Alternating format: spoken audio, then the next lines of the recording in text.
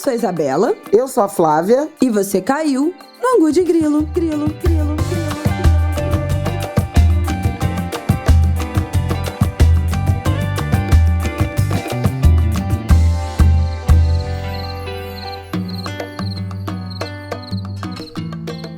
Olá, Angulers! Episódio 238 no ar. Mais um Angu de Grilo está no ar para vocês. Boa terça-feira. E aí, Flávia Ol, tudo bem? Tudo bem. Plantão de feriado, né? Enquanto muitos tiveram feriadão, não foi o meu caso, né? Trabalhei. Ah, nem o meu, porque eu trabalhei cuidando de criança sem parar. Não descansei no feriado. A gente substitui um trabalho pelo outro. No meu caso, trabalhei mesmo. Mas domingo teve Djavan na praia. Foi lindo, gente. Nossa. É isso. Fã. Amor. Vocês já acompanharam o relato do ano passado? Foi ano passado o show que vocês foram dele? Não, foi esse ano. Foi no início do ano.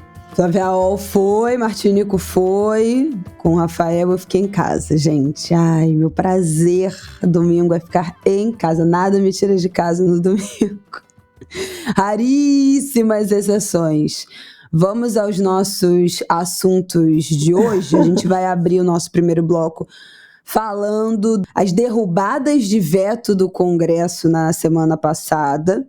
O Congresso votou alguns vetos do presidente Lula, derrubou 7 vetos e aprovou 4, e manteve 4. Então, acho que vale a gente falar disso, especialmente o da saidinha, né? O que trata da saída temporária dos presos, teve veto derrubado em relação a isso, assunto importante e algumas, derrotas aí para o governo que vale a gente entender. A gente já não fala, desse cenário político aí há algumas semanas, porque estávamos com foco total no Rio Grande do Sul. Vamos falar no nosso segundo bloco do Trump, condenado naquelas 34 acusações. Eu acho que a gente não chegou a entrar exatamente aqui nesse assunto, Foi um pop-up que a gente foi deixando. Mas, de fato, na semana passada... Não, a gente falou lá no ano passado, mas eu acho que a gente não chegou a fazer um bloco inteiro sobre isso. Eu acho que a gente foi falando, vai ter aí um julgamento, vem aí. Agora, de fato, foi julgado, ele foi condenado. Tem outros julgamentos, para acontecer, que ele vai responder, que ele está indiciado, mas ainda não tem data. Então, vamos falar sobre isso. Alguns até de motivos mais graves, sim, porém sem desfecho antes da eleição. Então vamos falar sobre isso, dessa condenação, o que isso significa. E aí no último bloco vamos deixar uns pop-ups e comentários. Teve a história da privatização das praias. Ai, olha, os meus advogados vão precisar trabalhar se eu resolver falar. Cara de Flavel. Teve parada LGBTQIAPN+, em São Paulo. E vamos dar a última atualização. Não deixar de falar também do Rio Grande do Sul, de Porto Alegre, que nessa manhã de segunda-feira teve um novo vento sul e voltou a transbordar a cota do Guaíba no cais em Porto Alegre. Então é um filme, uma história que não se encerra, Vamos falar mais uma vez sobre isso no finalzinho desse episódio. Então vamos começar. Bom, na semana passada, vou dizer aqui o dia exatamente, na terça-feira o Congresso derrubou 7 e manteve 4 vetos presidenciais. Um acúmulo, de certas derrotas. Eu acho que a mais marcante desses vetos foi em relação dessa derrubada, foi em relação à saída temporária dos presos. A gente já falou sobre isso aqui, não tem muito tempo, dessa questão da saidinha, como é uma pauta completamente distorcida, cooptada, alvo, de fake news, de distorção da extrema-direita, da própria direita. Teve votação, o Lula tinha vetado a proposta que acabava com a saída temporária em feriados e datas comemorativas. e o Congresso derrubou esse veto. Então, na Câmara, 314 deputados votaram pela derrubada, contra 126 pela manutenção do veto. No Senado, 52 votaram pela derrubada e 11 pela manutenção. Então, foi uma derrota, sim, acachapante, né? Muita diferença. Outros vetos que também aconteceram, aí foram de outras coisas, né? Um veto parcial que ele tinha dado da Lei Orgânica Nacional dos Policiais Civis, então uma lista de benefícios remuneratórios tinham sido vetados e foi restaurada. Teve uma derrubada de um veto que facilitava a regularização de terras na Amazônia, e aí com a derrubada do veto, uma parte dessa lei volta a valer. Então, algumas coisas aí mudaram. Posso até deixar aqui no descritivo do nosso episódio a matéria do Senado Notícias, do portal oficial do Senado, que aí referencia exatamente qual é a lei, o que foi vetado, o que não foi, né? Tem tudo linkado ali para as leis, para os projetos, enfim, para as propostas. Boa. Mas eu acho que o principal foi essa da saidinha. Aliás, eu quero até recomendar, Fala. viu? As agências de notícias do Senado e da Câmara são ótimas fontes de informação. Tem, notícias dadas praticamente em tempo real e com muita consistência, com muito detalhe de explicação, nome de relator, tempo de tramitação, detalhes. Muito bom trabalho desses colegas. Não, e aí tem vai referenciando tudo, né? Então tem o link clicável para você ver qual foi o veto parcial que tinha sido dado pelo presidente. Aí tem o link lá. Qual era a proposta inicial, tem o link, o que volta a valer, qual era o projeto de lei. Então, absolutamente tudo linkado e de facílimo acesso. Mas, de fato, a grande derrota foi a tal da saidinha, e uma derrota muito expressiva. O que isso significa, Flávia? Conta pra gente. Foi uma derrota sentida, em particular porque o governo trabalhou para que ela não fosse derrotado, né?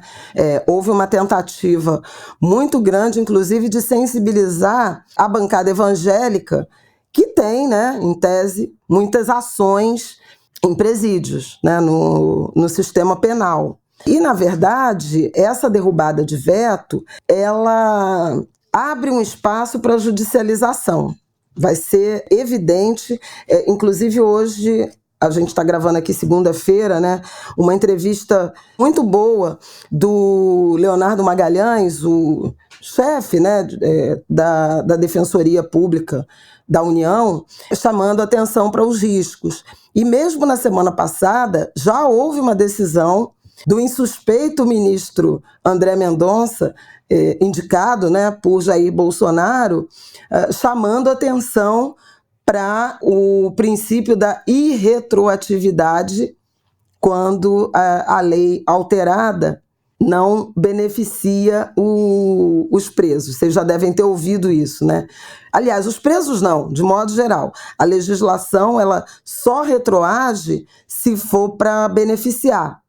Se for um agravante, o direito adquirido prevalece. Então é o seguinte, vamos só trazer aqui a memória de tramitação e de aprovação dessa lei das saidinhas. Um projeto que tramitou a partir aí do início do ano, com muita rapidez, embora fosse na origem um projeto que já tinha quase uma década tramitando, mas ele, acho até que uma década, mas ele ganhou tração no Senado nesse início de ano, a partir daquele noticiário que vocês vão lembrar, da saidinha de Natal, com 2 episódios, ganharam a opinião pública e, por isso, acabaram resultando numa reação, né, da bancada conservadora, da extrema-direita, enfim, encamparam isso, em particular, no punitivista, e essa pauta foi encampada nesse ano, que é um ano de eleições municipais, e que esse debate da segurança pública está muito à flor da pele. Quais foram os episódios do fim do ano? O primeiro, a saída de Natal no Rio de Janeiro, em que 2 criminosos ligados ao Comando Vermelho foram beneficiados com a saída temporária de Natal e não retornaram. O segundo foi um preso que também foi beneficiado no mesmo período em Minas Gerais e matou um policial, né? Rescindiu e matou um policial. Isso ganhou a opinião pública por uma comoção e uma indignação óbvias, e aí com isso o projeto ganhou tração, com muita pressão do senador Flávio Bolsonaro, pelo Rio, filho do ex-presidente. O Sérgio Moro, também senador, adicionou um artigo, né, que permitia a saidinha para estudo, acho que estudo e trabalho, mas a intenção é restringir ao máximo esse benefício. Então, crime hediondo, crime violento é proibido, e a exigência de um exame de... Como é que chama o exame, Isabela? Uma análise criminológica, eu acho que é isso. Exame criminológico. Então. Definir questões individuais para que cada preso cumpra sua pena antes de voltar ao convívio em sociedade. É uma avaliação psicológica e social para classificá-lo conforme seus antecedentes e sua personalidade. Impondo para todos, né? E tornozeleira também.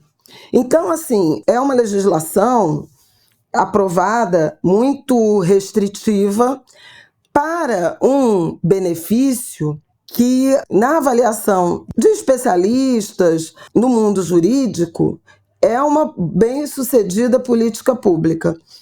No fim do ano, essa saidinha de Natal, 95% dos presos retornaram, o que significa que, se 5% não retornam, não parece ser um resultado que desabone o benefício, e, por outro lado, alguns casos mais escabrosos, como esse dos presos do Comando Vermelho, no Rio de Janeiro, parecem mais um defeito do sistema que os liberou do que exatamente do texto da lei. Mas, enfim, houve um populismo aí punitivista, penal, e o projeto passou. O que o Lula vetou? E o Lula foi bem conservador no veto. Ministérios, por exemplo, dos Direitos Humanos e da Igualdade Racial recomendaram o veto integral. E, na verdade, o presidente seguiu a orientação do Ministério da Justiça, do ministro Ricardo Lewandowski, ex-ministro do Supremo Tribunal Federal, recomendando que vetasse o artigo que não permitia a saída temporária para visita à família, que estava junto com atividades culturais, etc. Qual é a questão? O Lewandowski chamou atenção para a dignidade humana, para princípios constitucionais, para acordos, tratados internacionais dos quais o Brasil é signatário, e a questão da individualização da pena.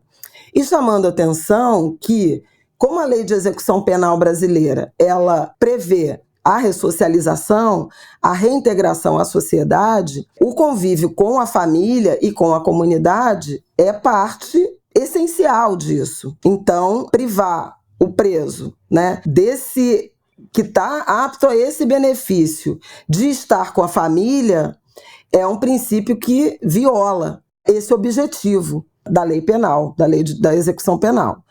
Bom, nada disso foi suficiente para sensibilizar as excelências. A Isabela deu aí a votação, a derrubada acachapante do veto, e isso abriu, de fato, uma série de preocupações e uma grande perspectiva de judicialização.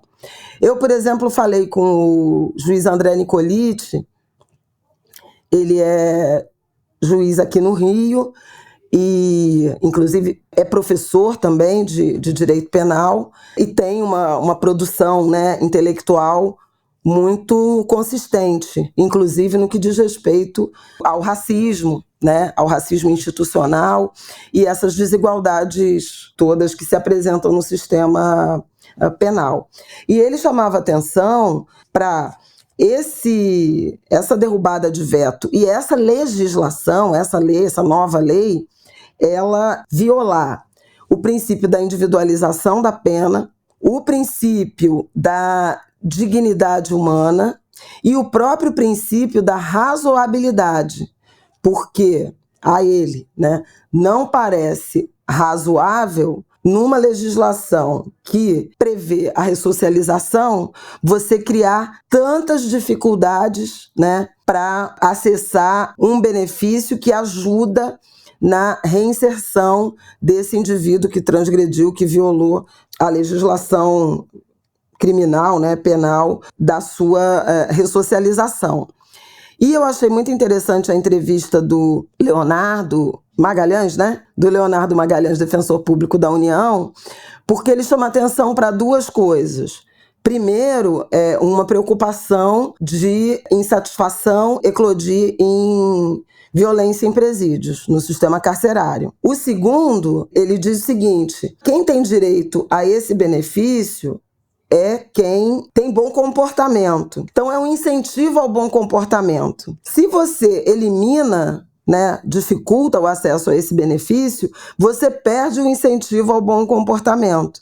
Então, isso também tensiona o sistema carcerário. E o argumento que me sensibilizou em particular foi que você retira um benefício de um indivíduo que está passando por um processo de correção, digamos assim, e penaliza também a família. Então ele fala de mulheres que cometeram crimes sem violência e que não terão direito a saídas para ir para casa. São basicamente 6 feriados, né, no ano, 6 feriadões. Ver os filhos, por exemplo. E a mesma coisa, você pune pais e mães de verem, de estarem, de conviverem com o filho detento fora do ambiente da penitenciária. Então, achei interessante ele trazer essa dimensão do direito das famílias, né?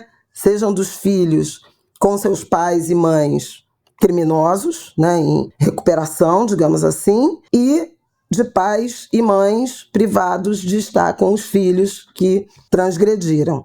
A outra coisa que ele chama atenção e é muito pertinente é a falta de uma regra de transição. E aí eu quero falar objetivamente da judicialização, porque já citei a própria referência do ex-ministro do Supremo, Ricardo Lewandowski, hoje ministro da Justiça. Falei do juiz André Nicoliti, chamando atenção para a inconstitucionalidade.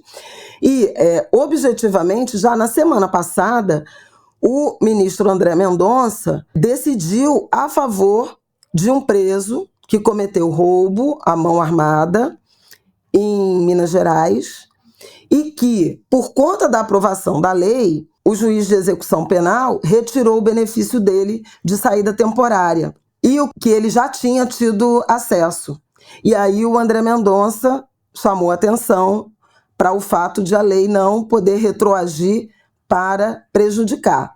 Então, essa legislação, ela cria categorias de presos, né? O defensor público da União também chama atenção para isso, falando não só de quem já teve o benefício concedido, já experimentou o benefício e terá de mantê-lo, né? Ainda que provocando a legislação, mas também para os que foram presos, estavam presos na vigência da legislação antiga e podem não acessar o benefício por conta da nova. Então tem um entendimento, o Nicoliti também chamou atenção para isso, dizendo o seguinte: olha, isso aí cabe um debate jurídico. Em tese, essa lei deveria valer para quem está sendo preso a partir da entrada em vigor dela e aí não vai mais desfrutar do benefício. Quem já estava preso, quem já estava prestes a acessar o benefício, quem já tinha acessado o benefício, não poderia ser prejudicado. É claro que cabe interpretação, especialmente no que diz respeito a quem já estava preso, mas não tinha acessado o benefício. Mas vai ter um debate jurídico. E não teve nenhum mecanismo de regra de transição na lei. Passa a valer uma nova regra que despreza todo um conjunto, né, de apenados já estavam no sistema e já estavam, enfim, em alguma medida caminhando a acessar o benefício. Então, assim, uma aprovação de legislação absolutamente atabalhoada, oportunista, né, de caráter político, né, sobretudo, que pode trazer muitos problemas. Já falei de várias, dessa questão da judicialização, do risco de tensionamento no sistema carcerário. Por fim, lembraria que esse será um problema essencialmente dos governadores de estado e das secretarias estaduais de assistência, de administração penitenciária. Por quê? Porque os presídios federais são uma fração mínima do sistema. Quando a gente falou de Mossoró, eu lembrava que são cerca de, não chegam a 500, né, os presos em presídios federais de segurança máxima. Então, quando a gente está falando de uma população carcerária de 800 mil, e eu acho que mais de 500 mil presos, a gente está falando essencialmente de penitenciárias estaduais, quase todas superlotadas, em condições muito precárias, né, de assistência. E eu acho que o número, eu acho que seriam algo em torno de 200 mil, não sei se você tem esse número aí, Isabela, que poderiam se beneficiar do semiaberto e da saidinha, e agora isso cai drasticamente. Então, a gente vai precisar observar com preocupação. Olha, achei aqui na Agência Brasil, na lei aprovada pelo Congresso, o benefício era proibido para condenados por crime hediondos e violentos, como estupro, homicídio e tráfico de drogas, e os que estavam no semiaberto, com bom comportamento, já tivessem cumprido 1/6 do total da pena, quando primários, né, e 1/4 no caso de reincidência. A permissão é deixar o presídio por 5 dias para voltar à família em feriados, estudar fora, participar de atividades de ressocialização. Isso, visitar a família, atividade de ressocialização, caiu. Só para estudar. E os feriados são Natal, Dia das Mães, Páscoa, são alguns desses grandes feriados. E óbvio que a convivência comunitária ela é relevante. Havia uma questão particular no Rio de Janeiro, em que presos que recebiam o benefício e voltavam para comunidades do Comando Vermelho eram impedidos de retornar.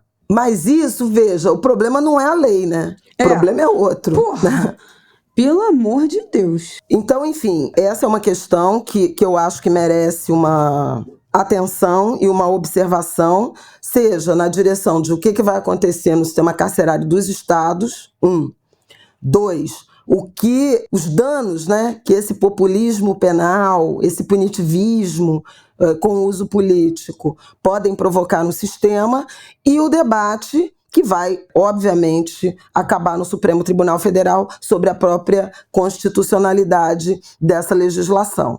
Então, assim, o caos está feito. Os vetos do Lula que foram derrubados nem resolviam isso, porque tem um debate até mais amplo em relação à constitucionalidade da lei como um todo. Mas é isso que o Congresso tem produzido, quer dizer, um Congresso com tintas reacionárias, né, com esse populismo penal, até irresponsável, sem analisar a complexidade, e, obviamente, que vai resvalar no racismo institucional, né? Porque a gente sabe quem são os presos, né?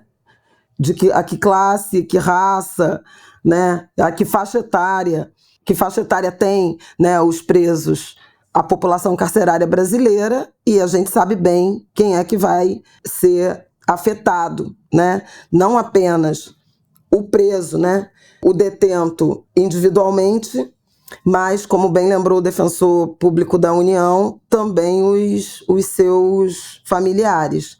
Eu achei essa entrevista muito oportuna, né? Aí, afora isso, houve uma manutenção de um veto do Bolsonaro ainda, né, do ex-presidente, na legislação que substituiu a Lei de Segurança Nacional, que criminalizava, inseria no Código Penal a difusão por meios de comunicação de massa de fake news com objetivo político-eleitoral. O Bolsonaro vetou isso e esse veto foi mantido. Ai, e gente, acho que por 317 votos. 317 a favor da manutenção, 139 contrários e 7 abstenções na Câmara. E aí, como foi mantido já de cara pelos deputados, nem foi submetido à votação no Senado. Pois é. E aí eu queria só trazer isso, embora você tenha o Código Eleitoral que puna, né, esse tipo de prática, mas foi uma decisão acachapante do Congresso Nacional absolutamente avessa a algum tipo de regulação. Eu acho que essa votação incluiu um recado em relação a um ambiente completamente hostil, completamente, mais do que desinteressado, completamente contrário a qualquer tipo de legislação para regular plataformas digitais, fake news, desinformação.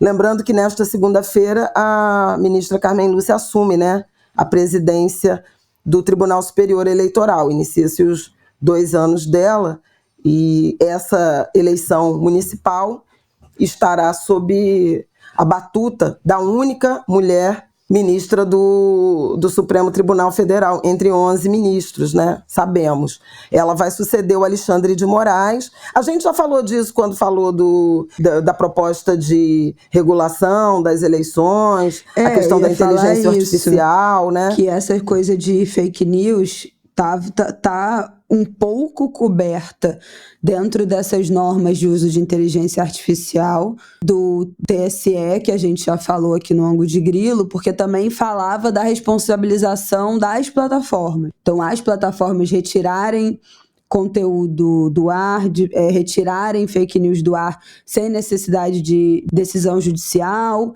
Então, isso já estaria, assim, um pouco mais coberto, né, pelas normas novas do TSE, e significa que isso é um tema relevante, é um assunto relevante, é um assunto preocupante, e ainda assim se manteve o veto a criminalizar as fake news nas eleições. E a gente, né, vem aí, justamente no ano eleitoral, não por acaso, né, vem aí daqui a muito pouco as eleições municipais. E acho que vamos ver quem é que vai crescer com essas histórias, né?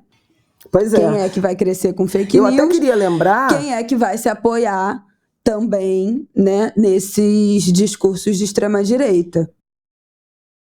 O atual prefeito, né, de Porto Alegre, Sebastião Melo, MDB, que ganhou a eleição de 20, né, ganhou de Manuela Dávila no segundo turno... ancorou a campanha dizendo que tinham que votar nele porque para as pessoas não comerem carne de cachorro, porque era comunista. É nesse nível. E aí, nesse nível. Esqueci. Não sei. O de cima sobe, o de baixo desce.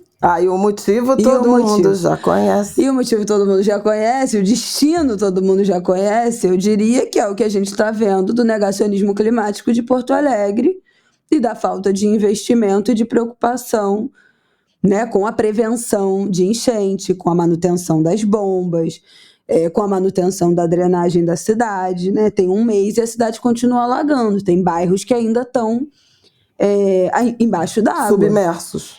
Né? Tem bairros de Porto Alegre que ainda estão embaixo d'água. Canoas, agora que baixou a água, tem acho que 2 dias que finalmente a água baixou.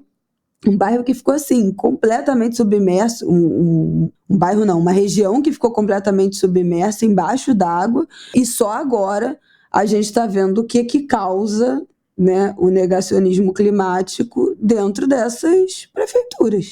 E uma leitura, né, prefeitura e governo, né, do estado, e uma leitura muito equivocada do que significa responsabilidade fiscal, né, porque esse, por exemplo, a manutenção das bombas, a adequação dos diques, a vedação, né, dos portões que impediriam a entrada da água, coisa barata, gente, entendeu? Não são obras faraônicas. Não, era uma coisa que, tipo assim, acho que a manutenção do portão era, sei lá, 60 mil. Não era? Uma coisa assim, tinha uma conta que estava há anos empacada. Então, assim, é muito lamentável, né?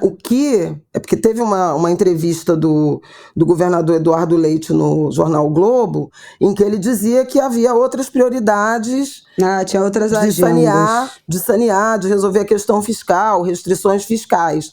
Só que, assim, eventualmente, cortar despesas, reduzir aí a participação do Estado para apresentar uma planilha com superávit, com um resultado equilibrado, pode significar, numa gestão irresponsável do ponto de vista de troca de prioridades, um gasto muito maior no futuro, não só para o Rio Grande do Sul, mas para o Brasil inteiro. Porque hoje é disso que a gente está falando. São os contribuintes do Brasil inteiro que vão pagar por decisões políticas, né, absolutamente equivocadas, seja no Estado, seja nos municípios gaúchos, e em vários lugares do Brasil, né? Mas é que a gente está hoje olhando essa tragédia. Então, responsabilidade fiscal não é só reduzir o gasto, né? Responsabilidade fiscal é tomar decisões corretas, estabelecer prioridades efetivamente necessárias e gastar bem. Não é sobre gastar menos, é sobre gastar bem. O governo Bolsonaro, por exemplo, gastou em 2 anos, 10 anos de Bolsa Família. E pobreza e miséria aumentaram, tendo gasto 10 anos de Bolsa Família. Ninguém vai preso por isso, né? Por gastar mal. Né? Teve autorização do Congresso, gastou 300 bilhões em 2 anos, e quando ele saiu do governo, tinha 33 milhões de pessoas famintas no Brasil. E um monte de gente que não era para ter recebido auxílio emergencial, servidor público, militar, empresário. De vez em quando a gente vê aí um escândalo qualquer de corrupção, de crime, de não sei o quê, e o cara estava recebendo auxílio emergencial, tinha recebido auxílio emergencial, gente com grana, gente sem menor necessidade. Por quê? É o gasto público mal fiscalizado, mal focalizado, mal gerido. E isso não é irresponsabilidade fiscal? É. Mas o conceito é sobre o conceito que se debate publicamente a partir de quem costuma pautar esse debate, que são economistas, consultores, gente do mercado financeiro, é sobre a continha na planilha, se é menos 1% de déficit, se é mais 1%, se é estabilidade, e o mundo cai por isso. Mas não cai quando se gasta 10 anos de um programa social sem efetivamente ter nenhum resultado em termos de bem-estar. Até mudei de assunto, né? Porque, na verdade, a gente acabou derivando para outro ponto. Mas era sobre a questão da campanha eleitoral, do desinteresse do Congresso Nacional em avançar nessa legislação de regulação e o que isso significa. Por fim, esse monte aí, esse saldo aí dos vetos, levou a uma interpretação de que o governo está derrotado, o governo Lula não consegue operar o Congresso Nacional e, portanto, será preciso uma reforma ministerial no eixo da articulação política. Eu vou repetir aqui o comentário que eu fiz na Globo News em relação a isso. Eu acho que tem 2 níveis, 2 eixos de derrotas.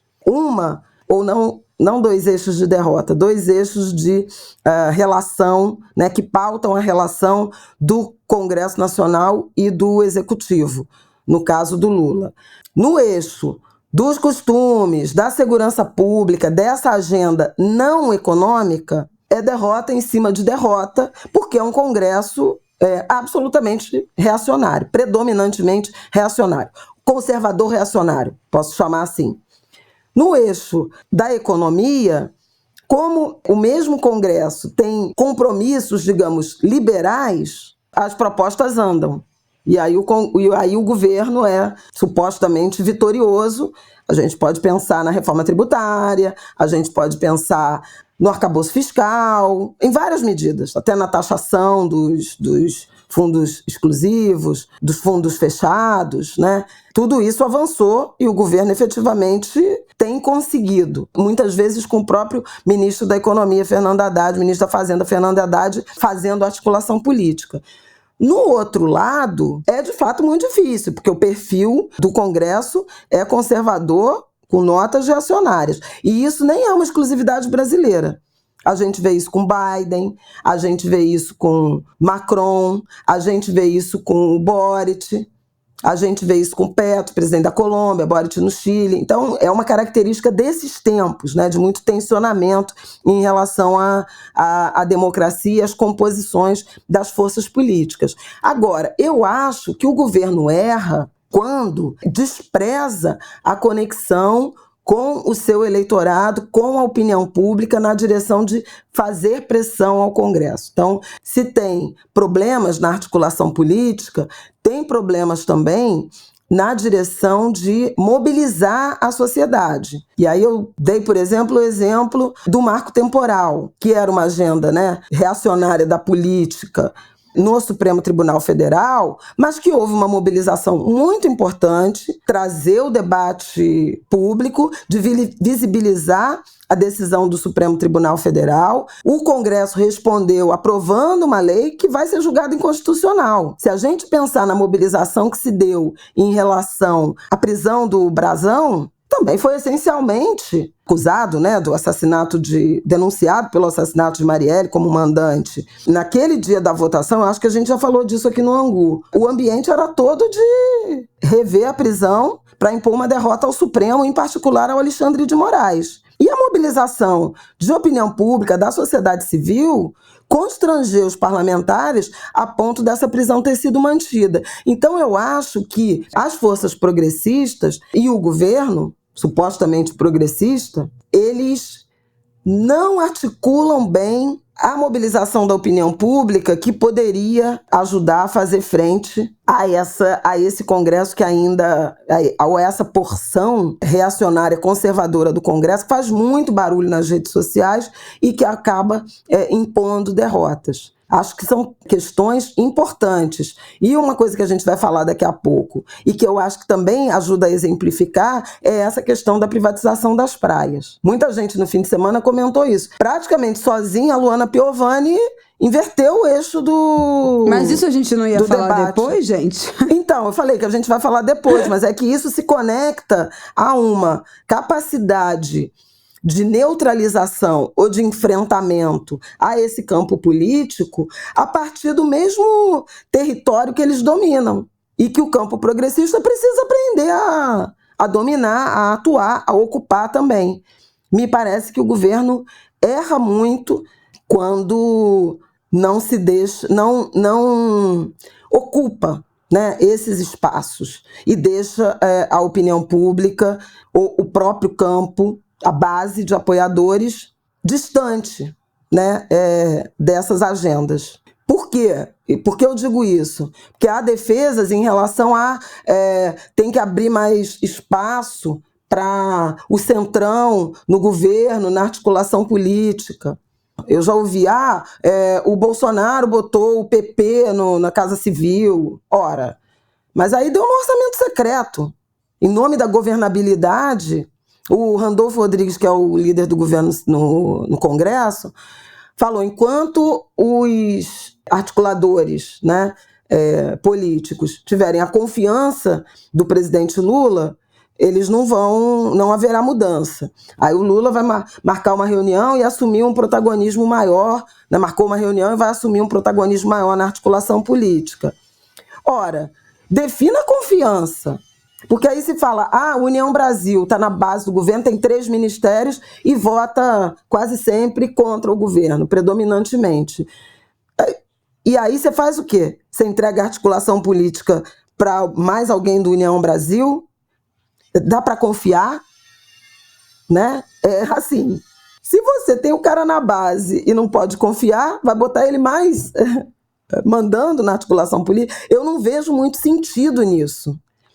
E acho que deveria haver formas mais diretas e eficientes de diálogo com a sociedade como forma de pressão ao Congresso Nacional, de pressão adicional. E eu não vejo o governo falando isso. É como voto, dona Isabela. Eita, como habla, minha gente! Vamos para o nosso próximo bloco. É a minha fita banana, como dizia o Chechel. Um assunto vai puxando o outro. Quando eu vejo, eu tô lá pelo amor de Deus, já tô na Luana Piovani e o negócio começou na saidinha. Calma, a gente vai chegar lá. Vamos para o nosso segundo bloco para a gente falar de Donald Trump condenado.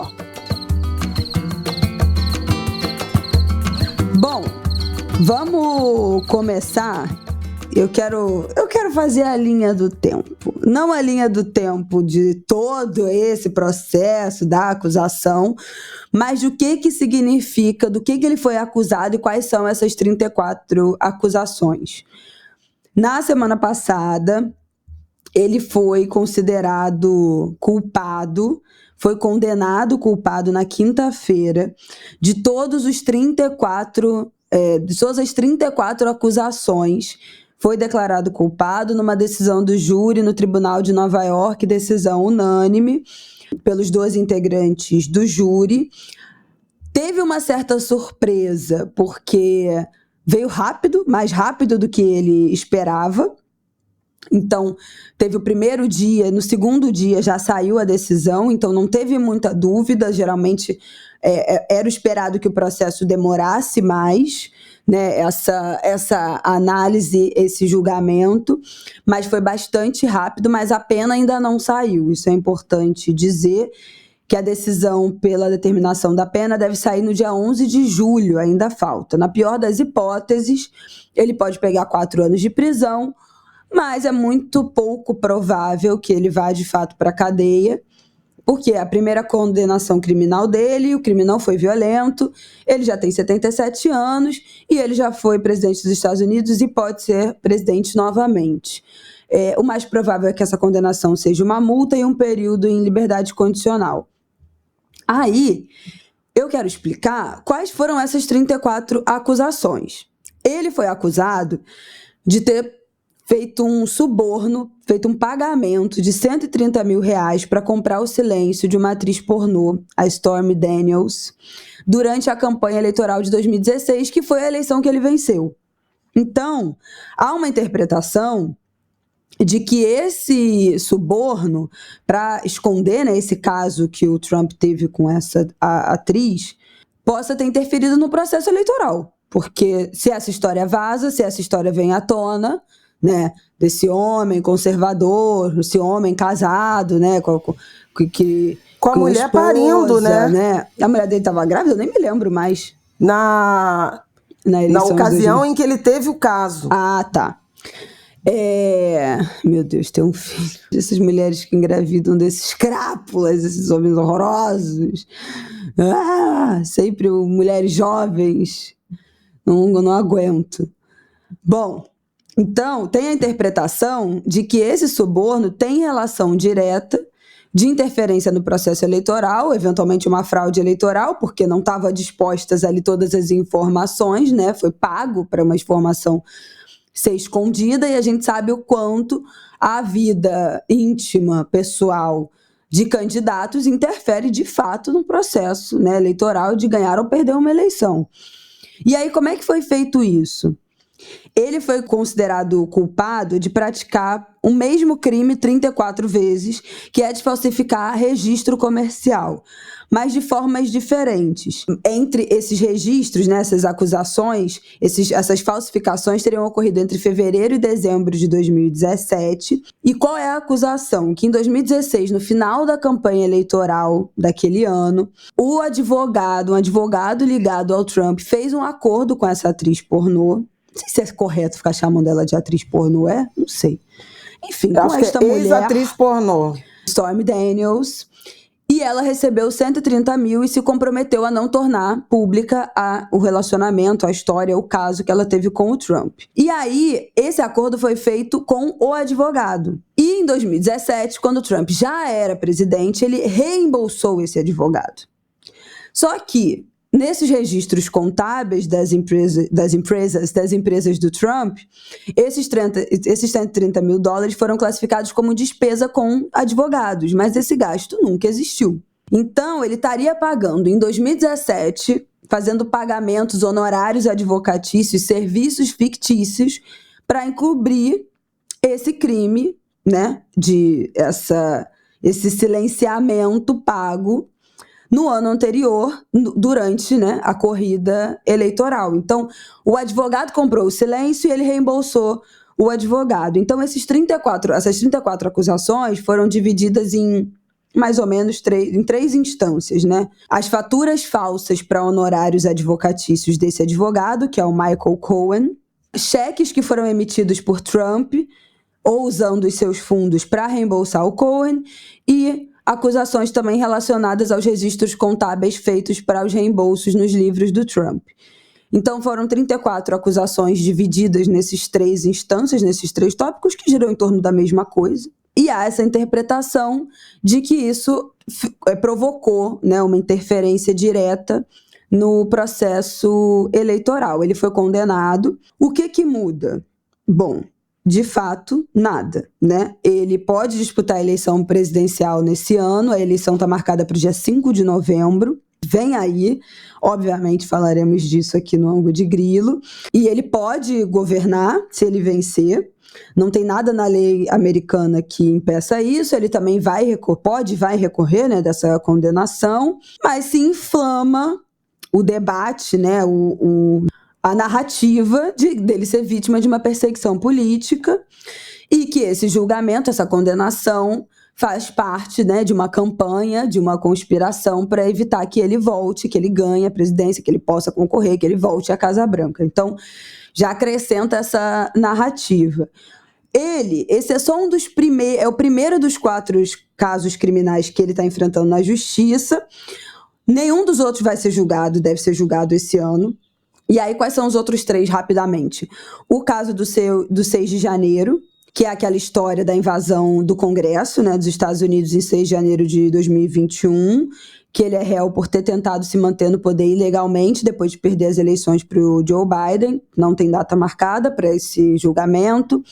A tentativa de reverter o resultado da votação no estado da Geórgia. Então, ele é acusado criminalmente na justiça do estado da Geórgia de ter tentado mudar o resultado da eleição de lá. Também não tem uma data do início do julgamento. Lembrando aqui, para quem não lembra, quem não acompanhou essas eleições com ângulo de grilo em 2020, 2021, o estado da Geórgia foi decisivo para a vitória do Biden, e dentro do estado da Geórgia, um movimento decisivo de cadastro, de regularização e de voto da população negra do estado da Geórgia para se movimentar, para ir votar, para se registrar para votar. Um movimento que foi muito encabeçado pela Stacey Abrams, que a gente já citou aqui várias vezes. Bastante dela. Tem livro dela falando sobre isso, mas teve esse grande marco que o estado da Geórgia decidiu as eleições ali nos finalmente, por conta desse movimento de registrar o voto e de fazer com que pessoas negras fossem votar. Isso está tudo registrado e falado lá no episódio do Ângulo de Grilo, lá da vitória do Biden. Tem a gente contando e falando mais sobre essa história. O terceiro caso, que ele está indiciado, do caso que ele enfrenta na justiça. Denunciado, né? Denunciado.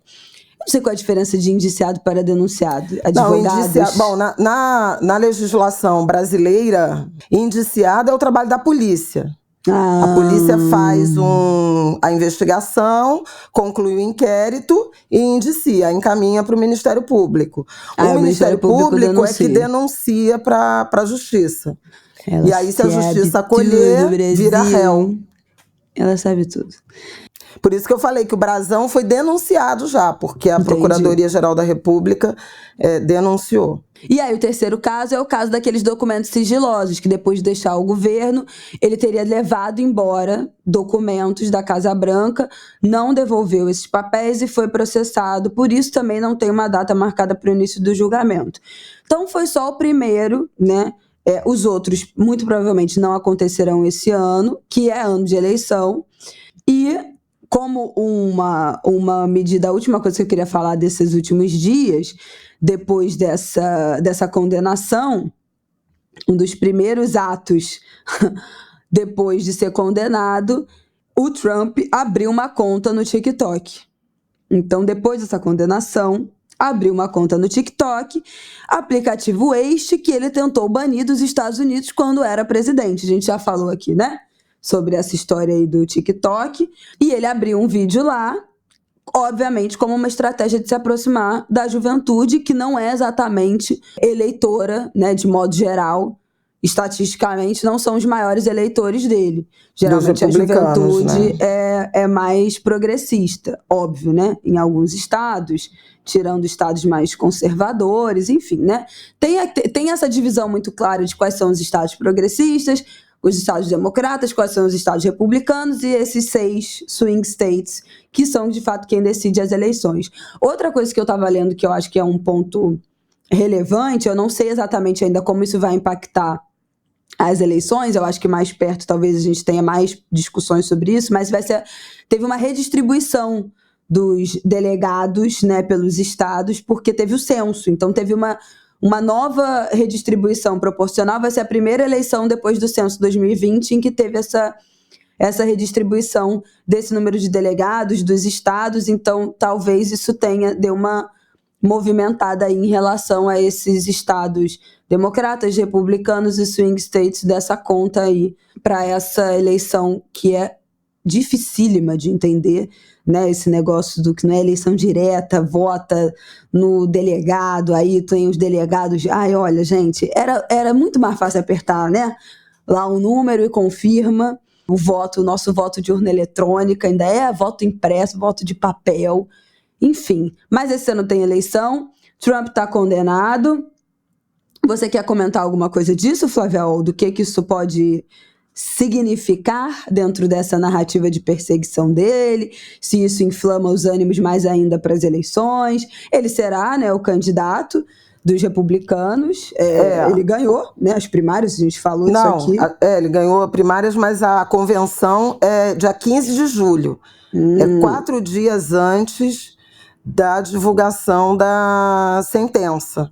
Porque Gente, o júri são 12, acho que 7 homens, 5 mulheres, que têm que deliberar por unanimidade, então eles têm que chegar num acordo, e houve até uma certa surpresa, né, em relação a... Parece que o Trump ficou surpreso, e na saída do veredito, ele se apresentou um tanto abatido, embora tenha optado por um discurso muito agressivo, tanto no momento seguinte à notícia do veredito de condenação, quanto no dia seguinte, quando ele fez um pronunciamento de 35 minutos, atacando o juiz, o júri, o Biden e, nitidamente, fazendo dessa condenação e desse episódio uma peça de campanha, né? Uma estratégia de campanha. Ele vai usar isso certamente, né, nessa corrida, porque essa desqualificação das instituições, incluindo o judiciário, é uma tática, enfim, já conhecida da extrema-direita, né? É parte da estratégia da artilharia de disputa de poder por esse campo. Então, ataca-se legislativo, se for o caso, ataca-se o adversário de uma forma criminalizante, ataca-se o judiciário, ataca-se a imprensa, né? Esse é um padrão que você vê não só nos Estados Unidos, mas Brasil afora, e o bolsonarismo não está distante disso, né? A gente tem visto Milei, né, na Argentina, a gente vê isso o tempo inteiro. Então, Trump vai usar esse julgamento numa estratégia de uma narrativa, num discurso de perseguição, de desqualificação, de ataques, para se beneficiar politicamente. Por outro lado, os democratas tendem a fazer o mesmo, usar como estratégia de campanha o fato de Trump ser um criminoso condenado, né? Algo assim inédito, né, na história. Mas os Estados Unidos não têm lei da ficha limpa, nem nada que impeça um condenado de se tornar presidente. Talvez por jamais imaginarem, né, quem desenhou a legislação e, sobretudo, a Constituição, jamais imaginarem uma situação numa democracia tão badalada, né? Mas a gente vê surpresas e críticas de todo canto do mundo em relação a um certo desapontamento, ou até do desapontamento ao deboche, né? Em relação a um país que se que sempre se orgulhou e se apresentou como grande paladino da democracia, né? A grande referência, e está vivendo esse tipo de crise. Tenho ouvido alguns intelectuais chamando atenção para isso, e inclusive comparando, né, com o Brasil, que conseguiu proteger minimamente a democracia a partir de legislação, seja a Constituição, seja justiça eleitoral, enfim, esse tensionamento todo que nós vivemos na última eleição. Então, as duas coisas farão parte da campanha, né? De um lado, os democratas sublinhando a condenação do Trump, do outro lado, o Trump e o Partido Republicano, que está completamente subjugado, usando o argumento da perseguição, e do ponto de vista da repercussão internacional, a gente já vê isso, o campo, né, da extrema-direita global se posicionando ao lado do Trump. Ai, meu Deus. Que é um ponto. Agora, o eleitorado é que, obviamente, vai decidir, e a gente vai entender no decorrer dos próximos dias e semanas de que forma que essa condenação efetivamente vai afetar decisões de voto. Eu só queria classificar em dois grupos, né? Primeiro, o eleitorado de Trump republicano. Os trumpistas radicais, apaixonados, convictos, são e têm se declarado imunes a isso.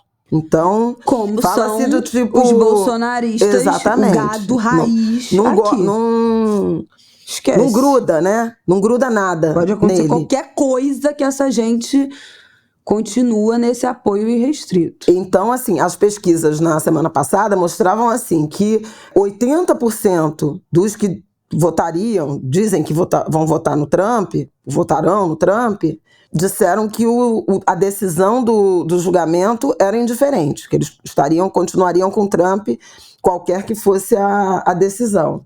16% diriam que pensariam a respeito de acordo com a decisão do júri. Então, estariam dispostos a refletir se manteriam o voto no Trump ou não.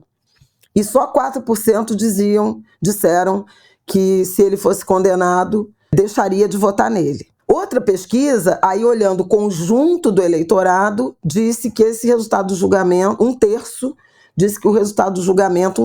do eleitorado disse que o resultado do julgamento faria diferença no seu voto. E aí, obviamente, que os democratas contam com isso. Quer dizer, primeiro tem uma leitura, o Marcelo Lins chamou muita atenção para isso. 20% do eleitorado do Trump reconsiderar ou desistir de votar nele é um número importante numa eleição muito polarizada, de um lado. Do outro lado, me parece que no campo, sobretudo do eleitorado, digamos assim, mais independente ou pouco motivado, a condenação do Trump pode fazer diferença na direção de levar o eleitor à urna, aumentar o comparecimento. Eu penso muito nisso, quer dizer, não exatamente por Joe Biden despertar paixões e adesão e convicção, porque não é o caso, né? Nem na eleição passada. Mas a rejeição ao Trump levar o eleitor a comparecer efetivamente, porque nos Estados Unidos o voto não é obrigatório, né, é facultativo, e na medida em que as pessoas não se empolguem com o candidato, eles não vão votar. Gente, não é feriado, é dia de trabalho. Enfim, tem várias questões, né? Às vezes novembro já está meio frio. Cai numa terça-feira, dia 5 de novembro. Então é totalmente diferente do exercício democrático brasileiro. Tem várias outras decisões a serem tomadas. Enfim, tudo isso que a gente já sabe do processo eleitoral americano. Mas eu quero só fazer Não, você quer terminar? Porque eu queria fazer um comentário então é isso, quer dizer, tem uma grande dúvida. Tem uma grande dúvida em relação a de que forma a condenação, de um lado, e de outro, a forma como Trump vai se comportar a partir disso, ele digamos assim, intensificou o discurso racista, xenófobo, né? Ele está falando que da América do Sul vem presidiários internos de manicômios que estão entrando nos Estados Unidos ilegalmente para cometer crimes, estupros. Ele está trabalhando e operando muito esse canal do medo, né? Do medo do outro, do imigrante, especialmente no que diz respeito aos latino-americanos e também aos africanos e asiáticos, né? Chineses e tudo mais. Então, assim, em que medida esse discurso, essa intensificação e a condenação vão levar eleitores pouco entusiasmados a comparecerem para votar contra o Trump. E esse fenômeno hoje existe. Há muito tempo existe. O Brasil tem o exemplo tanto do antipetismo quanto do antibolsonarismo. Então, se vai votar contra o candidato apoiado pelo Bolsonaro ou contra o candidato apoiado pelo Lula. E isso também acontece na sociedade americana, e a gente vai ver numa sociedade em que não é obrigatório o voto, se é suficiente para levar eleitores a votar e influenciar o resultado da eleição. Essa rejeição, né, você votar pela rejeição ao outro, é um mecanismo relevante. Mas, assim, cara, continuar dependendo só disso, porque na eleição de 2020, Biden e Trump, a gente falou o quanto foi difícil essa mobilização, porque as pessoas não gostavam de nenhuma das duas opções, né? Não, os mais progressistas não iam com a cara do Trump, os mais progressistas não iam com a cara do Biden, a galera do Bernie Sanders, que detesta todos igualmente, e com o voto não sendo obrigatório, também, tipo assim, gente, se você entende que é tudo a mesma coisa, são todos iguais, né? E lá ainda tem um movimento de você se registrar para votar. Então, não é simplesmente você chega lá no dia e vota. Então, você tem toda aquela campanha, né? Sempre os artistas, os cantores se mobilizam. Hoje é o último dia, vai lá, se registra para votar, né? No dia, sendo um dia útil, um dia completamente normal, né? Deixa ainda mais complexo. Se você não tem afinidade com os candidatos, se você detesta eles igualmente, as pessoas não têm essa mobilização. Então, eu acho um perigo e uma tensão. 4 anos depois, o movimento ainda tem que ser o mesmo, né? As pessoas que já foram arduamente convencidas de, não, galera, olha só, a opção de votar no Biden é um pouco melhor do que deixar o Trump ganhar, então vamos lá, sai aí de casa, vota no Biden, e a gente vê o que foi esse governo nos últimos 4 anos. Absolutamente insatisfatório para a ala progressista. A gente tem visto, especialmente a partir também da guerra Israel-Hamas, como a juventude, os estudantes estão se mobilizando contra o próprio governo dos Estados Unidos pelo apoio a Israel e os vetos vários que a gente acompanhou aqui ao cessar-fogo. Foi agora, foi outro dia que a Kamala Harris e o Biden começaram a falar, não, Netanyahu, por favor, aí um cessar-fogo, uma pausa humanitária, porque até então não estavam vetando completamente esse assunto. E aí perdendo ainda mais, né? Não digo nem apoiadores, mas simpatizantes, pessoas que se mobilizariam a sair de casa para votar, ficam ainda mais desmotivadas. Então, assim, acho perigosíssimo que 4 anos depois a gente esteja dependendo de novo das pessoas se mobilizarem para vetar o Trump com um governo que eles já não tinham nenhuma identificação, nenhuma empolgação, e que nesses 4 anos fez, sinceramente, muito pouco, né, para ganhar novos eleitores, novos apoiadores e ganhar essa simpatia.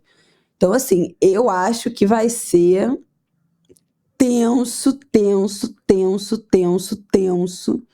Eu acho que vai ser mais tenso do que em 2020, inclusive porque em 2020 estava saindo de 4 anos de Trump, né? Então eu tinha uma memória muito fresca do que era ele. Agora que 4 anos se passaram, essas coisas começam a, né, ficar um pouco mais nebulosas.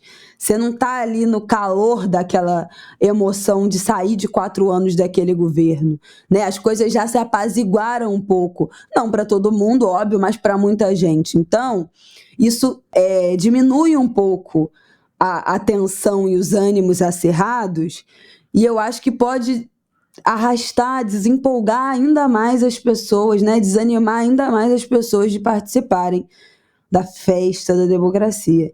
Então, eu, sinceramente, estou apavorada, e apavorada de novo com o que isso vai significar, né? Se o Trump ganhar, de novo uma guinada à extrema-direita, né? Ai, meu Deus do céu, a gente já viu esse filme, gente, pelo amor de Deus, não dá.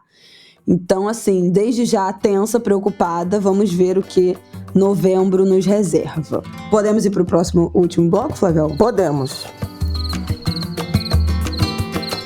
Bom, vamos começar a encerrar esse episódio. Quero deixar um pop-up aqui primeiro, que a gente está falando dos Estados Unidos, rapidamente só falar da eleição do México.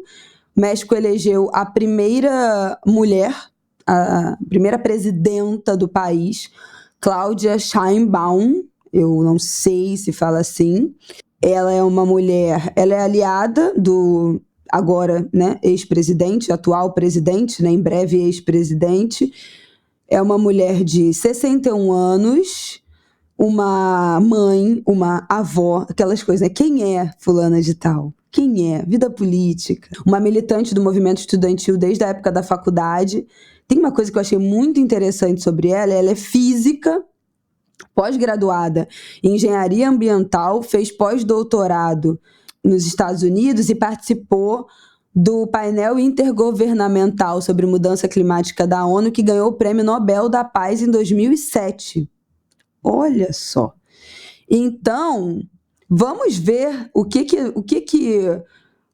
isso significa em termos de movimento do México, né, do país em relação aos debates climáticos, aos debates de mudança climática, se teremos aí um país despontando também para liderar esses assuntos. Eu acho que, assim, pessoalmente, ela tem muitos desafios, mas a minha expectativa quando eu vi que ela era uma estudiosa, né, uma acadêmica que estuda a mudança climática, eu achei que é um bom sinal. O partido dela é o Morena, que é o Movimento Regeneração Nacional, um partido de esquerda mexicano, até um partido enfim, relativamente jovem, criado em 2001, para apoiar a candidatura do Andrés Manuel López Obrador, que é o atual presidente, aliado dela. Enfim, primeira mulher eleita, aparentemente comprometida, porque eu ia falar, a primeira mulher eleita é um motivo para comemorar, mas nem sempre, mas aparentemente comprometida com questões sociais progressistas, então aparentemente é um motivo para a gente comemorar e ficar atentos o que isso vai significar, inclusive num tensionamento aí das eleições dos Estados Unidos, né? O México é o país da fronteira, e os debates, principal parceiro comercial dos Estados Unidos, e o debate da imigração é sempre quentíssimo, né, em relação ao México e no cenário eleitoral. Bom, dito isto, vamos falar rapidamente da história da PEC das praias. Bom, falar que começou com uma treta entre Piovani e Neymar é brincadeira, porque não começou com isso, mas ganhou as páginas de fofoca e a cultura popular das redes sociais. O assunto chegou para todos nós meros mortais que não estão mergulhados, né, dentro da política a partir dessa treta Neymar e Luana Piovani.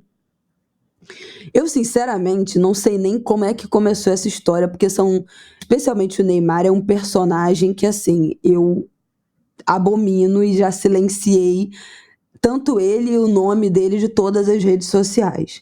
Então, a Flávia Ol está inteirada do começo dessa treta, que começou quando o Neymar anunciou a parceria com uma construtora para construir um condomínio à beira-mar. E aí passou a ser acusado pela Luana Piovani. Tô acertando, Flávio? Peraí. Mais ou menos assim. Passou a ser acusado pela Luana Piovani de se beneficiar com o projeto da PEC das praias, que permitiria a privatização de praias. E aí o projeto retira da União a propriedade exclusiva sobre terrenos próximos ao mar. O Neymar anunciou essa parceria nesse condomínio, na praia de Carneiros, né, em Pernambuco. E a Luana Piovani já caiu em cima. O projeto ocuparia o condomínio, né? Neymar anunciou a parceria com a DUI Incorporadora para o projeto anunciado como Caribe Brasileiro, imóveis de alto padrão no condomínio à beira-mar, que vai ocupar um trecho de 100 quilômetros da costa entre os litorais sul de Pernambuco e norte de Alagoas. Com a aprovação da PEC na Câmara, que aí, primeiramente, né, foi aprovado, eu vou dizer aqui o número da votação, foi votada na Câmara em 2022. Na Câmara e foi para o Senado. No Senado. Então, a PEC já tinha passado em votação na Câmara em fevereiro de 2022. Foi aprovada em primeiro turno. Ainda governo Bolsonaro. 377 votos a favor, né? 93 contra, e no segundo turno 389 a 91. E aí seguiu para análise. O relator foi o deputado Alceu Moreira. Só vou adicionar isso aqui porque eu acho que é importante, tá? Concluam como quiserem, mas o relator do texto na Câmara foi o deputado Alceu Moreira, do MDB do Rio Grande do Sul. E mais não falo. Travou? Bom, aí foi resgatado o vídeo com a acusação desse empreendimento ser um possível beneficiado com a mudança, né, com uma próxima votação no Senado, e com essa mudança de regra, né, de não ser mais propriedade exclusiva, né, de trechos de praia não serem mais propriedade exclusiva da União. Atualmente, a União é proprietária desta área, que são os terrenos de marinha. Os terrenos de marinha não é a parte da areia e nem do mar. O terreno de marinha é uma camada mais atrás da praia, que é onde geralmente ficam os hotéis e os bares. E 33 metros depois do ponto mais alto. Mais alto de onde a maré chega. Então é a área mais de trás. Atualmente, a União é a dona dos terrenos de marinha e pode permitir que pessoas e empresas usem, inclusive transmitam as terras aos seus herdeiros. Mas esses empreendimentos ou pessoas têm que pagar imposto específico. Com a PEC, que é esse texto que passou na Câmara e vai ser discutido no Senado... E não pode cercar, entendeu? Esse é o ponto. A PEC prevê autorização para a venda dos terrenos de marinha a empresas e pessoas que já estejam ali ocupando essa área, e esses lotes deixariam de ser compartilhados entre o governo e quem ocupa. Então, seria de dono único, como um hotel e um resort. E aí, dentro dessa tua área, você pode fazer o que você quiser, inclusive cercar, fechar, enfim. E aí, por que essa história entra a palavra privatização? O projeto abre brecha para você privatizar o acesso à praia, não a praia em si. Porque aí você cerca. Exatamente. Você não está falando de a areia da praia, a faixa de areia da praia é minha propriedade. Mas o acesso, sim. Então, se a gente estiver falando... gente, pelo amor de Deus. Bom, isso informalmente já acontece em muitos lugares, né? Se constrói um hotel imenso numa praia que é cercada por duas montanhas, né? Que eventualmente você precisa de uma trilha, que seja uma área de proteção ambiental. E aí tem aquela entradinha que é só uma estradinha, assim, uma trilha minúscula do lado do muro do hotel. Então, muita gente não acha esse acesso, não consegue chegar, acha intimidador, né? Já apareceram relatos, inclusive, de outras praias pelo Brasil, em que isso acontece e que as pessoas que entram por essa entrada secundária são hostilizadas pelos funcionários de hotel, por hóspedes do hotel na faixa de areia, por funcionários de restaurante. Então, assim, isso já acontece informalmente. Mas você ainda é obrigado a deixar aquela passagenzinha do lado, né? Então a pessoa pode ter, aí você é obrigado a deixar um acesso. A partir disso, já não seria mais obrigado, né? Porque se você é só dono privado de casa, você pode fechar aquele seu espaço e você não é obrigado a deixar uma via, né, de trânsito ali para pessoas que não sejam hóspedes ou não sejam donas dessa casa. Por isso que chama privatização da praia. Como é que entra a Luana Piovani nessa história? Porque até agora eu não sei. Eu sei que ela se mete em tudo. Primeiro entrou... O Neymar eu já entendi como é que entrou. Mas a Luana Piovani o Neymar entrou não. Porque quando saiu a matéria dizendo que esse projeto ia ser apreciado, audiência pública no Senado, bababá, e o relator é Flávio Bolsonaro, filho do ex-presidente, senador pelo Rio de Janeiro, e a gente precisa lembrar, que a Isabela falou da história do Caribe brasileiro, né, da costa do Nordeste, mas o Bolsonaro queria fazer em Angra a Cancún brasileira, né? E Cancún é um exemplo disso. A praia completamente privatizada. É um paredão. Você só acessa a praia, basicamente, pelos resorts. Aliás, vários lugares do mundo são assim, né? O Brasil é que tem uma relação muito, digamos assim, democrática, até certo ponto, com a praia. O acesso livre. Em que pese os barraqueiros, né, as cadeiras e tudo mais, você pode chegar com a sua bolsa e ocupar uma praia, né, e sentar num lugar na praia com a sua canga, etc. Mesmo em Búzios, que a gente tem muitos terrenos, né, e casas construídas à beira-mar, né, quase na areia, mas você tem caminhos de acesso e nada te impede de botar a sua barraca, sua cadeira, sua canga na frente de uma dessas casas. Né, Praia de Jeribá, em Búzios, em Salvador, Praia do Flamengo, enfim, você consegue ir de uma forma avulsa, Praia do Forte. Viralizou esse vídeo do Neymar falando da parceria e dizendo que é um projeto que se beneficiaria dessa legislação se aprovada.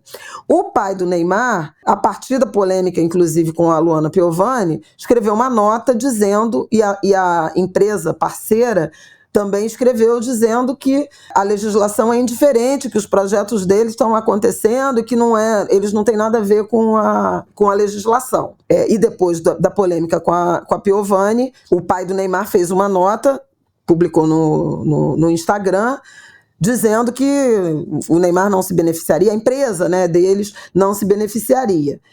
Enfim, vou deixar isso de lado, porque depende da legislação ser aprovada ou não, mas ele já tem projetos de construção aí no litoral. Agora, por que a Luana Piovani se meteu nisso? Bom, se meteu porque ela quis, né? Em primeiro lugar, ela é polemista mesmo. E o assunto estava ganhando tração. Na Globo News, o André Trigueiro tem falado, desde a semana passada, da aproximação dessa consulta pública, falando desse risco. Eu compartilhei, inclusive, um comentário do Trigueiro e tal. Isso me parece que, a partir dessa mobilização crítica, que nasceu na rede social, isso chegou na Luana Piovani, e ela fez um vídeo falando do Neymar, que ainda por cima, aí das questões particulares da biografia do Neymar, e que ninguém devia curtir, apoiar, seguir ele, porque além de tudo ele estava envolvido num projeto de privatização das praias. É basicamente isso. E aí ele respondeu de uma forma malcriada, misógina, inclusive, chamou ela de maluca, de velha, né? Você já tem 50 anos. Um negócio assim, absolutamente lamentável, porque não tem a menor correlação. Acho que ele até teria direito de responder em relação ao que ela falou dele como pai, independentemente das nossas opiniões em relação a isso, mas assim, não cabia chamar de maluca, chamar de velha, né? Enfim. Mas aí, gente, o Neymar é dos seres humanos mais patéticos que já habitaram o planeta e tiveram essa quantidade de alcance na internet. É uma coisa assim... Eu vou me abster de falar isso, mas foi Luana Piovani sendo Luana Piovani, numa causa pertinente, que é a da posição dela contra esse projeto de privatização das praias, Neymar sendo Neymar, o Neymar que ele sempre é. Luana Piovani, sendo fiel à pauta dela de ser contra tudo contra tudo e todos que estão em volta do ex-marido Pedro Scooby, que é basicamente isso. Vamos combinar, né? Que tudo volta para esse ponto. Eu quero desparticularizar esse debate. Eu estou e trazer pela assim, fofoca. Me interessam os atores da fofoca. Não, mas inclusive, não vamos é o ouvir meu caso. Conte uma Fofoca com o Thiago Teodoro e Duda Delo Russo, que com certeza estão tratando desse tema. Só que assim, o resultado prático, né, objetivo disso foi que o debate sobre privatização de praias ganhou uma escala que não tivera anteriormente. Vários famosos começaram a opinar, se posicionar, e isso ganhou uma repercussão que me parece que pode ser importante na direção de... O próprio Rodrigo Pacheco, presidente do Senado, já anunciou que não é prioritário.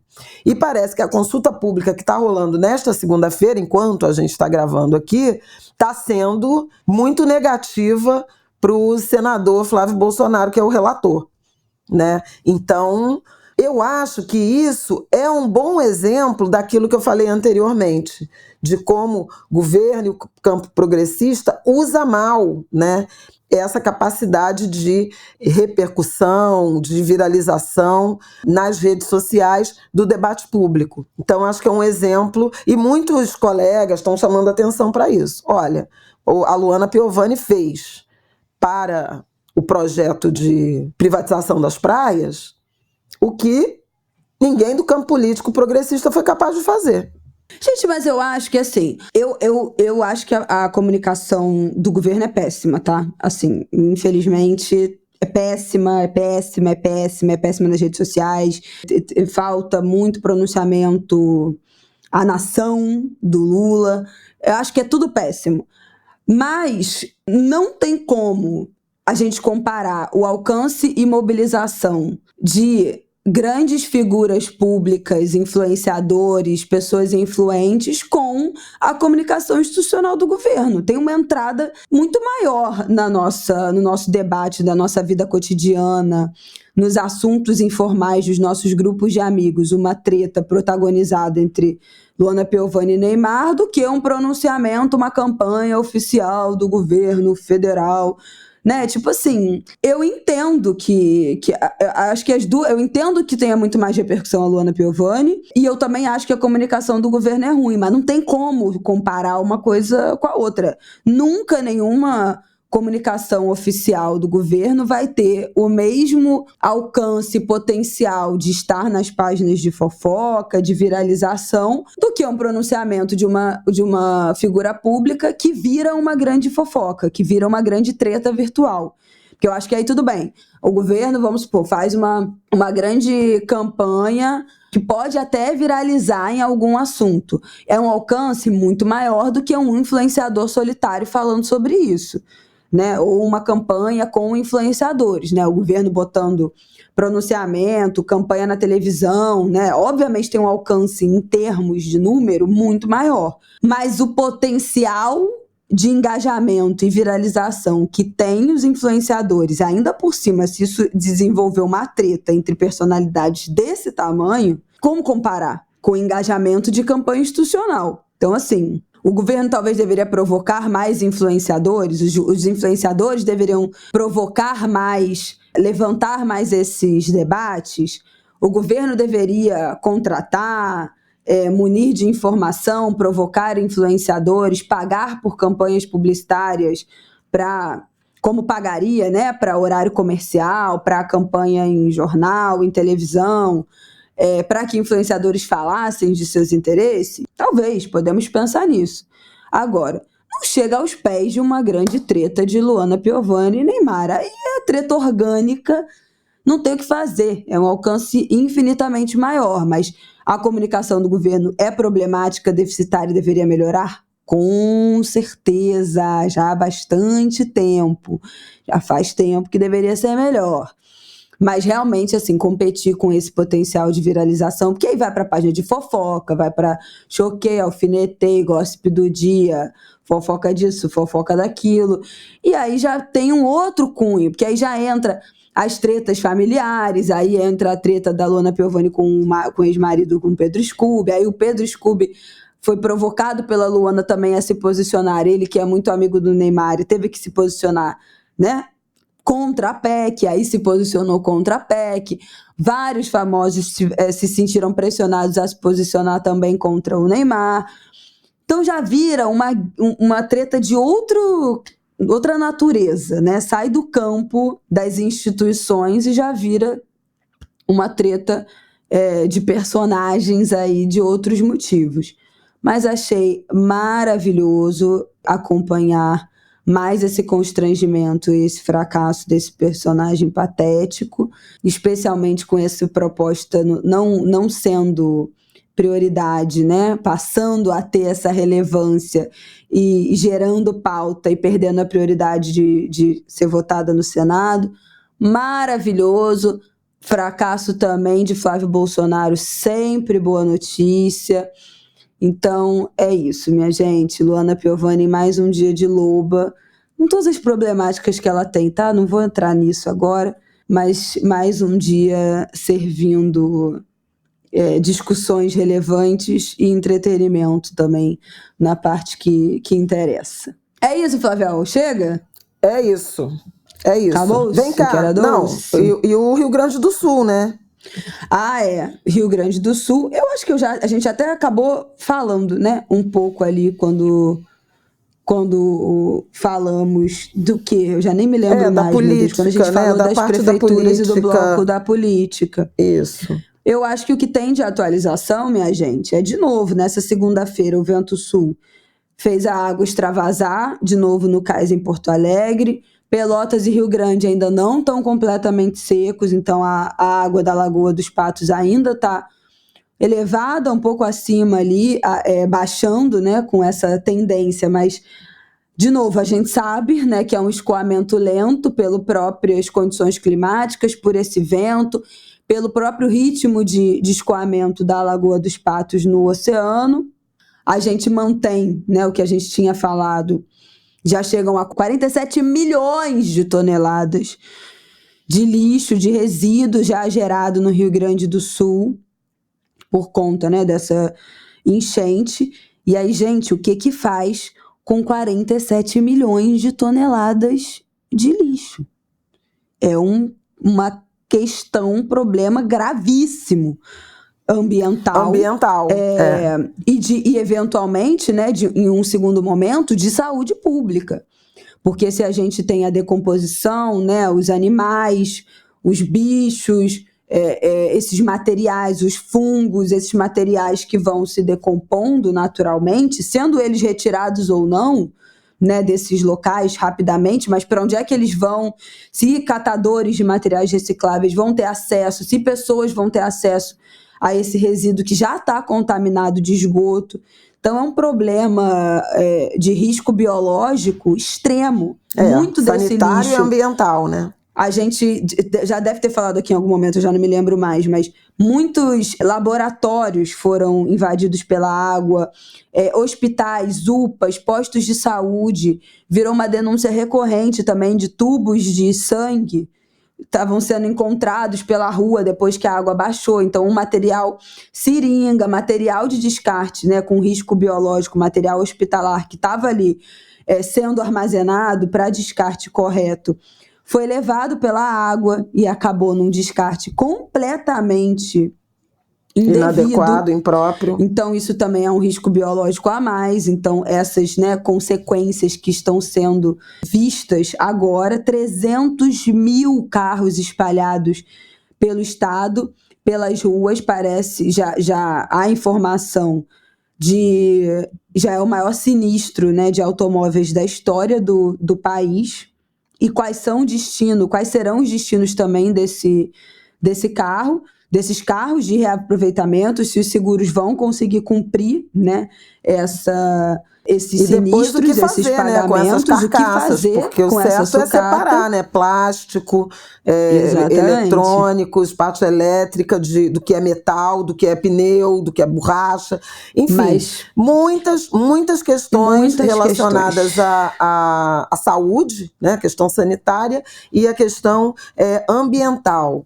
Passando aqui pelos números, né, da Defesa Civil, o balanço de segunda-feira, 3 de junho, às 9 da manhã, eram 475 municípios afetados, 37 mil pessoas em abrigo, 37.154, quer dizer, o número de pessoas em abrigo caiu muito, a gente chegou a ter 77 mil, né, perto de 80 mil pessoas em abrigo, que sugere que tem muita gente que voltou para casa ou que foi abrigada, alojada em outra casa de parentes, de familiares.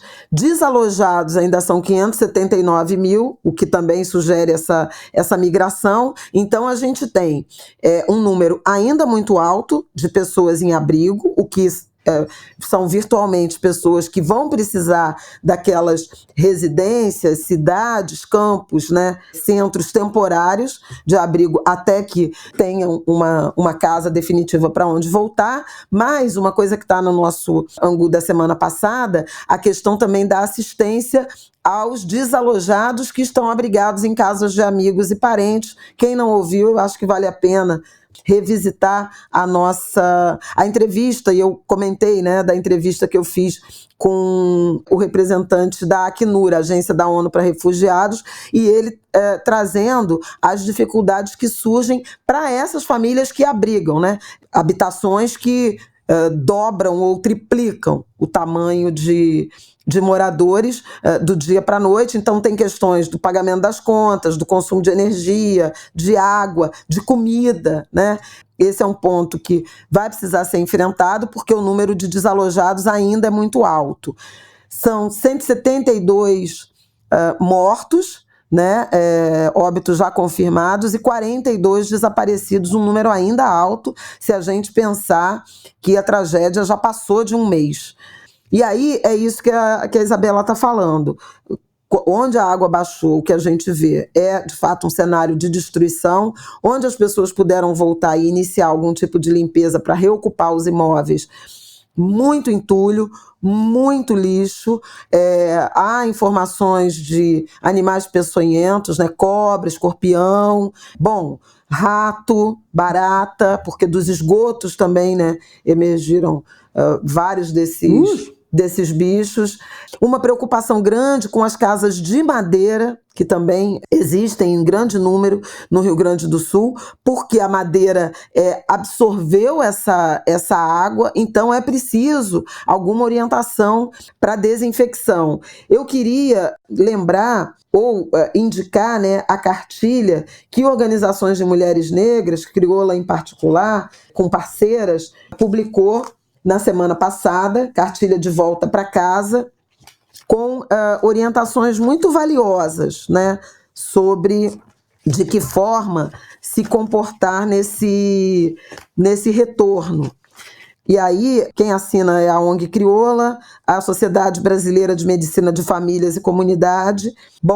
Primeiro, previsão do tempo, antes de voltar, né, de visitar o território de origem, e inundação. A Isabela mencionou que nessa segunda-feira, por conta do vento sul, a região ali do Cais, né, de Porto Alegre, voltou a alagar. Alguns bairros, Humaitá, Sarandi, ainda estão debaixo d'água. Ela mencionou Pelotas, áreas de Canoa, de Eldorado do Sul também. Verificar se há disponibilidade de água tratada, se a água que eventualmente tem casa que ainda tem água, mas tem que ver se essa água tem condição de consumo. Não dá para usar de forma intuitiva, né? Verificar e identificar os melhores lugares para descartar lixo e entulho, uma área no imóvel, né, para secar e limpar o que será possível de recomendar, de reutilizar, né, de recuperar, verificar as instalações elétricas, verificar se há rachaduras no piso, nas paredes, ou alguns sons de estalos no imóvel, pode significar que não tem condições de habitação. É super importante desobstruir valas, fossas, esgoto, ralo. Muita gente está limpando por cima e quando vai ver a rede de esgoto, né, ela foi completamente comprometida em razão da inundação, então você não tem escoamento. Então, é importante essa verificação. Há recomendações de saúde que nós já fizemos em edições anteriores. Então, a vacina, o acesso, ainda recorrer a doações de água potável, seja água engarrafada, seja fervida ou clorada. O uso de equipamentos de proteção na hora da limpeza, enfim, luva, máscara, óculos, galocha ou aquelas calças que são de material emborrachado, que parece um suspensório, né? Parece um macacão com suspensório. Eu vi ainda na semana passada muita gente tentando limpar, acessando as áreas só com galocha e pegando com as mãos madeira, entulho. Especialmente quem tem doenças como diabetes, por exemplo, é um perigo você fazer uma ferida, né? Quem não está vacinado de antitetânica, quem tem diabetes, ficar muito tempo com pés e mãos na água, especialmente água contaminada, porque há risco, né, de entrada de fungos, bactérias. Se tiver com algum machucado na mão, no pé, no braço, evitar fazer limpeza, né? Tem que desinfetar com água sanitária depois da limpeza, né? Tem uma desinfecção e outros produtos, é bom se informar sobre isso. Carpetes, colchões, estofados, tem que ser descartado, não dá para reaproveitar, porque eles absorvem esses materiais e você vai deitar e respirar isso, mesmo seco, ainda pode ter contaminação, então tem que efetivamente ser descartado. E o lixo orgânico em sacos plásticos. Estão jogando tudo de qualquer jeito e é importante. Agora, o poder público tem um papel nisso. Eu acho incrível como depois de um mês ainda não forneceram luvas, galochas, máscaras para as pessoas limparem a própria casa, que é também um auxílio ao município, né? Ao município, ao Estado, ao poder público. Tem também nessa cartilha links para requisição gratuita de documentos, informações sobre benefícios e direitos. Eu lembro que o governo gaúcho tem duas ajudas, né? O Volta por Cima, R$ 2.500 para famílias de baixa renda do Cadastro Único, e tem o Pix de R$ 2.000 daquelas doações que foram feitas por agentes privados e pessoas físicas. O governo federal já começou a liberar os 5.100, mas depende do cadastro da prefeitura, e a gente lembra que a prefeitura de Porto Alegre demorou a iniciar o cadastramento. É importante que as pessoas sejam informadas, busquem informações e tenham algum tipo de assistência na direção de pleitear, inclusive, os empréstimos, as ajudas, os benefícios destinados a micro, pequenas empresas, porque os maiores são informados e acessam. Os outros é que não. E, obviamente, gente, semana passada ainda tinha gente morando em barraca na beira ali do gramado do estádio do Grêmio, barracas de plástico, dormindo em caminhão, com banheiro químico, tomando sem banho, se limpando com um lenço umedecido. Isso é inaceitável. Isso, assim, para chegar no meu último ponto, que é a insatisfação crescente e um número crescente também de manifestações, mobilizações da população, de uma população que está estressada, desassistida, em situação muito precária. Passou da hora de uma força-tarefa na assistência social, nos moldes do que já se fez em relação ao SUS, à segurança pública e a defesa civil, né, para resgate. Eu acho que precisa ter um esforço, que podem ser agentes de assistência social, do sistema de assistência social de outros estados e municípios, grandes capitais, alunos, né, de serviço social de universidades públicas, até como uma carga de estágio. Tem que se pensar numa estrutura dessa, porque é gente demais precisando de ajuda, né? E os voluntários, obviamente, se reduzindo, por óbvio, estão retomando a própria vida. Agora, os impactos são muito dramáticos. Os trens voltaram a funcionar no fim da semana, na sexta-feira, mas em horário reduzido, com trechos ainda de trilhos obstruídos pela água, pela lama. Então você vê assim, o tamanho, né? O próprio defensor público da União, que eu mencionei na entrevista da Folha, ele fala, né, que a defensoria no Rio Grande do Sul foi completamente destruída, inundada, e aí ele está querendo rever a legislação para permitir que famílias, indivíduos com renda superior a R$2.000, que era o limite para você acessar a defensoria, sejam liberados para acessar, porque eram pessoas que nunca viveram, né, em condições extremas e agora perderam tudo e estão em condições extremas. Então, assim, um pouco para a gente ver o tamanho, os desdobramentos, as dimensões ainda dessa tragédia. E a gente nosso compromisso aqui agradeço inclusive a vários angulers, né, ouvintes que nos escreveram, que nos marcaram em rede social, agradecendo, muita gente do Rio Grande do Sul agradecendo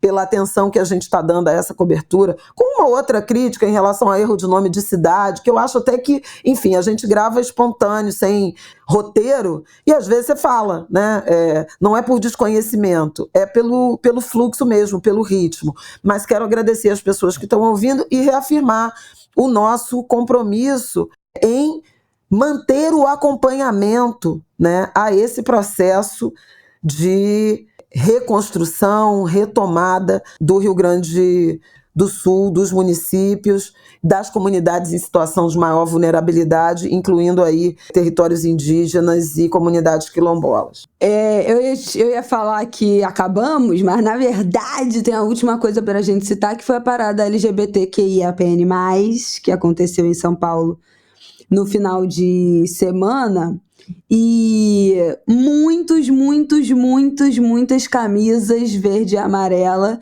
muitos figurinos verde e amarelo.